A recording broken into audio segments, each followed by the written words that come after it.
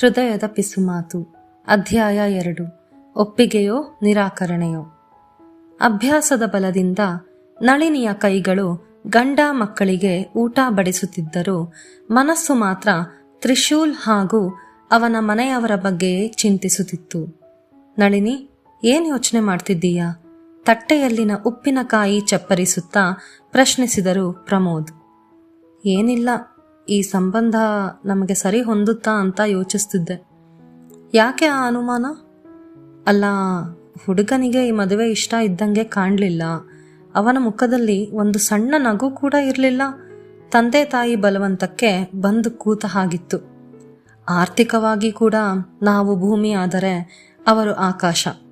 ಯಾಕೋ ಸರಿ ಹೋಗಲ್ಲ ಅಂತ ನನ್ನ ಮನಸ್ಸು ಹೇಳ್ತಿದೆ ಎಂದು ಮೌನದ ಮೊರೆ ಹೊಕ್ಕರು ನಳಿನಿ. ಮಾತನಾಡದೆ ಮೌನವಾಗಿ ಊಟ ಮುಂದುವರೆಸಿದರು ತಂದೆ ಮಕ್ಕಳು. ಸುಮ್ಮನಿರಲಾರದೆ ನಳಿನಿಯೇ ಮಾತಿಗಾರಂಭಿಸಿದರು. ಅದೂ ಅಲ್ಲದೆ ಹುಡುಗನ ಅಕ್ಕನ ಜೀವನ ಬೇರೆ. ಅದಕ್ಕೂ ತ್ರಿಶೂಲ್ ನಮ್ಮ ಆನ್ಯಾಗೆ ಸರಿ ಹೋಗ್ತಾನಾ ಇಲ್ವಾ ಅನ್ನೋದಕ್ಕೂ ತಾಳೆ ಹಾಕೋದು ನನಗೆ ಯಾಕೋ ಸರಿ ಕಾಣ್ತಿಲ್ಲ. ಇಷ್ಟರ ಮೇಲೆ ಫೈನಲ್ ಡಿಸಿಷನ್ ಆನ್ಯಾಗೆ ಬಿಟ್ಟಿದ್ದು ಎಂದು ಕೈ ತೊಳೆಯಲು ಹೋದ ಮಗನನ್ನೇ ತದೇಕ ಚಿತ್ತದಿಂದ ನೋಡಿದರು ನಳಿನಿ. ಅವರ ಮನೆ ತಲುಪಿದಾಗಿನಿಂದಲೂ ಇಲ್ಲಿಯವರೆಗೂ ಒಂದು ಮಾತು ಆಡದಿದ್ದ ಮಗ ಈಗ ತಮ್ಮ ಮಾತು ಮುಗಿಯುವುದಕ್ಕೆ ಮುನ್ನವೇ ಬಿಲ್ಲಿನಿಂದ ಹೊರಟ ಬಾಣದಂತೆ ತನ್ನ ಅಭಿಪ್ರಾಯ ವ್ಯಕ್ತಪಡಿಸಿ ಹೋದ ರೀತಿಗೆ ಆಶ್ಚರ್ಯವಾಗದೇ ಇರಲಿಲ್ಲ.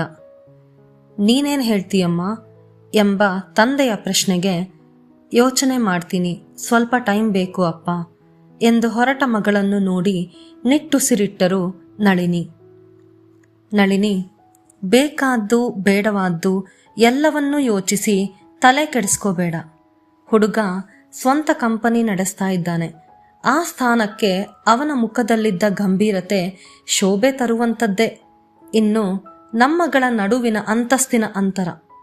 ನಾವು ಅಲ್ಲಿಗೆ ಹೋಗುವ ಮೊದಲೇ ಅವರಿಗೆ ಗೊತ್ತಿತ್ತು ನಾವು ಅವರ ಮಟ್ಟಕ್ಕಿಲ್ಲ ಅಂತ. ಆನ್ಯಾಳ ಫೋಟೋ ನೋಡಿ ಮೆಚ್ಚಿ ಮದುವೆ ಪ್ರಸ್ತಾಪ ಬಂದದ್ದು ಮೊದಲು ಅವರ ಕಡೆಯಿಂದಾನೇ ಅನ್ನೋದು ನೀನು ಮರೆತ ಹಾಗಿದೆ. ನಮ್ಮ ಬಗ್ಗೆ ಅವರಿಗೆ ಕೀಳರಿಮೆ ಇದ್ದಿದ್ದರೆ ಅವರಾಗೆ ಮುಂದುವರಿತಾ ಇರಲಿಲ್ಲ ಅಲ್ವಾ? ಹಾಗೆ ವಿಕಾಸ್ ಹೇಳಿದ ಮಾತಲ್ಲೂ ಅರ್ಥವಿದೆ. ಆ ಹುಡುಗಿ ವಂದನಾಳ ಜೀವನಕ್ಕೂ ನಾವು ಈ ಸಂಬಂಧ ಬೆಳೆಸಬೇಕೋ ಬೇಡವೋ ಅನ್ನೋದಕ್ಕೂ ಲಿಂಕ್ ಮಾಡೋದು ಸರಿಯಲ್ಲ ಎಂದದ್ದೇ ತಡ. ನಳಿನಿ, ಅದ್ಯಾಕೆ ಸರಿಯಲ್ಲ? ಮಗಳನ್ನು ಕೊಡಬೇಕಾದರೆ ಬರೀ ಹುಡುಗನೊಬ್ಬನ ಬಗ್ಗೆ ಯೋಚಿಸಿದರೆ ಸಾಕಾ? ಮನೆತನದ ಬಗ್ಗೆನೂ ಯೋಚಿಸಬೇಕು ಎಂದು ಸಿಡಿಮಿಡಿ ಗುಟ್ಟಿದರು. ಅದು ಹಾಗಲ್ಲ ನಳಿನಿ, ನೀನೇ ಯೋಚನೆ ಮಾಡು. ಅವರು ಮನಸ್ಸು ಮಾಡಿದ್ದಿದ್ರೆ ಮಗಳ ವಿಷಯನ ಮುಚ್ಚಿಡಬಹುದಿತ್ತು. ಆದರೆ ಅವರು ಹಾಗೆ ಮಾಡಿಲ್ಲ.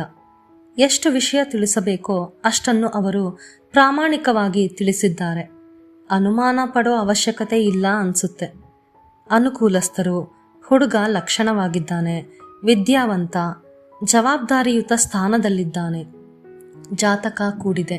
ಹುಡುಗ ಹುಡುಗಿ ನಡುವೆ ವಯಸ್ಸಿನ ಅಂತರ ಕೂಡ ಕಡಿಮೆಯೇ, ಕೇವಲ 3 ವರ್ಷಗಳು ಅಷ್ಟೆ.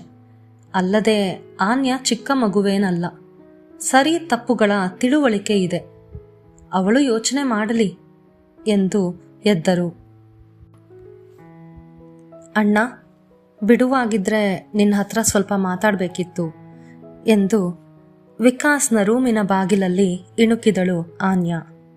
ಬಾ ಒಳಗೆ ಎಂದು ನಗುತ್ತಾ ಒಳಕರೆದ ಮುದ್ದಿನ ತಂಗಿಯನ್ನು. ಬಂದು 10 ನಿಮಿಷವಾದರೂ ಏನೂ ಮಾತನಾಡದೆ ಸುಮ್ಮನೆ ಕುಳಿತು ಯಾವುದೋ ಚಿಂತೆಯಲ್ಲಿ ಮುಳುಗಿ ಹೋಗಿದ್ದವಳ ಭುಜವನ್ನಲುಗಿಸಿ, ಏನು ಯೋಚನೆ ಮಾಡ್ತಿದ್ಯಾ? ಯಾಕೊಂಥರ ಇದ್ದೀಯಾ ಎಂದು ಕೇಳಿದ ವಿಕಾಸ್. ಅಣ್ಣ, ಈ ಪ್ರಪೋಸಲ್ ಬಗ್ಗೆ ನಿನ್ನ ಒಪಿನಿಯನ್ ಏನು ಎಂದವಳ ಮುಂದಲೆಯನ್ನು ಮಮತೆಯಿಂದ ನೇವರಿಸುತ್ತಾ, ಆನ್ಯ, ಈ ವಿಷಯದಲ್ಲಿ ಎಲ್ಲರಿಗಿಂತ ನಿನ್ನ ಒಪಿನಿಯನ್ ಮುಖ್ಯ ಆಗುತ್ತೆ. ತ್ರಿಶೂಲ್ ನಿಂಗೆ ಹೇಗನಿಸಿದ ಎಂದು ಅವಳ ಉತ್ತರಕ್ಕಾಗಿ ಕಾದ. ಮೊದಲನೇ ಭೇಟಿಯಲ್ಲೇ ಏನೂ ಹೇಳೋಕ್ಕಾಗಲ್ಲ. ಸ್ವಲ್ಪ ಜಾಸ್ತಿನೇ ರಿಸರ್ವ್ಡ್ ಅನಿಸಿದ್ರು ರಿಜೆಕ್ಟ್ ಮಾಡೋಕ್ಕೆ ಕಾರಣಗಳಿಲ್ಲ ಅನಿಸುತ್ತೆ ಎಂದವಳೆ ಆ ಮಿಂಚು ಕಂಗಳ ನೆನಪಾಗಿ ಸಣ್ಣಗೆ ನಡುಗಿದಳು. ಸೊ ಒಪ್ಪಿಗೆ ಅಂತಾಯ್ತು ಎಂದು ಹುಸಿನಗೆಯಾಡಿದ ವಿಕಾಸ್. ಹಾಗಲ್ಲ ಅಣ್ಣ, ಐ ಆಮ್ ಕನ್ಫ್ಯೂಸ್ಡ್ ಎಂದು ತಲೆಯ ಮೇಲೆ ಕೈ ಹೊತ್ತಳು. ನಿಧಾನವಾಗಿ ಯೋಚನೆ ಮಾಡೋ ಅವಸರ ಏನಿಲ್ಲ. ಮಾತು ಕಮ್ಮಿ, ರಿಸರ್ವ್ಡ್ ಅನ್ನೋ ಕಾರಣಕ್ಕೆ ಅವನಿಗೆ ಈ ಮದುವೆ ಇಷ್ಟ ಇಲ್ವೇನೋ ಅಂದ್ಕೊಳ್ಳೋದು ತಪ್ಪಾಗುತ್ತೆ. ಅರೇಂಜ್ಡ್ ಮ್ಯಾರೇಜ್ ಆಗ್ತಿರೋದ್ರಿಂದ ತ್ರಿಶೂಲ್ ಅಲ್ಲ, ಬೇರೆ ಯಾವುದೇ ಹುಡುಗ ಆದರೂ ಒಬ್ಬರನ್ನೊಬ್ಬರು ಅರ್ಥ ಮಾಡ್ಕೊಳ್ಳೋಕೆ ಸ್ವಲ್ಪ ಟೈಮ್ ಬೇಕಾಗುತ್ತೆ. ಬೇಕಾದರೆ ಮತ್ತೊಮ್ಮೆ ಮೀಟಾಗಿ ಮಾತಾಡು. ಮೆದುಳು ಆ ಸಿಡುಕು ಮೂತಿಯನ್ನು ಮತ್ಯಾರು ಭೇಟಿ ಆಗ್ತಾರೆ ಎಂದರೂ ಆ ಕಂಗಳ ತೀಕ್ಷ್ಣತೆಯನ್ನೆದುರಿಸುವ ಶಕ್ತಿ ತನಗಿಲ್ಲವೆಂದು ಒಪ್ಪಿಕೊಂಡಿತು ಆನ್ಯಾಳ ಮನಸ್ಸು.